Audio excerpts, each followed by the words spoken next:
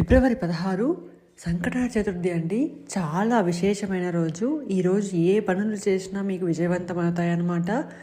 ఉద్యోగాలు కానివ్వండి, వ్యాపారాలు కానివ్వండి, అప్లికేషన్స్ కానివ్వండి, అలాగే వాహనాలు కొనడం, ఇవి ఏవైనా చేస్తే కూడా చాలా మంచిదండి. మనకి ఏమైనా ఇబ్బందులు ఉంటే కూడా అన్నీ కూడా పోతాయి. కాకపోతే ఈసారి ఆదివారం వచ్చింది కదా, మీరు పూజ చేసినా చేయకపోయినా నాన్ వెజ్ అనేది తినకండి. ఇన్ కేస్ మీకు పెళ్ళి లేట్ అవుతున్నా, ఉద్యోగం రావట్లేదు, అవన్నీ ఏమైనా ఉన్నా కూడా ఒకసారి ఈ పూజ చేస్తారని సంకల్పం చేసుకోండి. ఒకసారి కానీ 3 సార్లు కానీ అలా చేసుకుంటే చాలా మంచిది. పూర్తి పూజా విధానం ఆల్రెడీ మన ఛానల్లో పోస్ట్ చేశాను. లింక్స్ అనేవి బయోలో ఉన్నాయి, స్టోరీస్లలో ఉన్నాయి. దాంతోపాటుగా ఈరోజు ఆదివారం కదా, నాన్ వెజ్ అసలు తినకండి. టెంపుల్కి వెళ్ళండి. వీలైతే సాత్విక ఆహారం తీసుకోండి.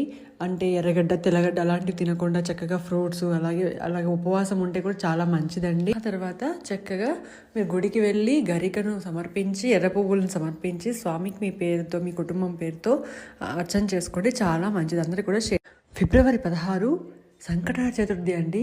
చాలా విశేషమైన రోజు. ఈరోజు ఏ పనులు చేసినా మీకు విజయవంతమవుతాయన్నమాట. ఉద్యోగాలు కానివ్వండి, వ్యాపారాలు కానివ్వండి, అప్లికేషన్స్ కానివ్వండి, అలాగే వాహనాలు కొనడం, ఇవి ఏవైనా చేస్తే కూడా చాలా మంచిదండి. మనకి ఏమైనా ఇబ్బందులు ఉంటే కూడా అన్నీ కూడా పోతాయి. కాకపోతే ఈసారి ఆదివారం వచ్చింది కదా, మీరు పూజ చేసినా చేయకపోయినా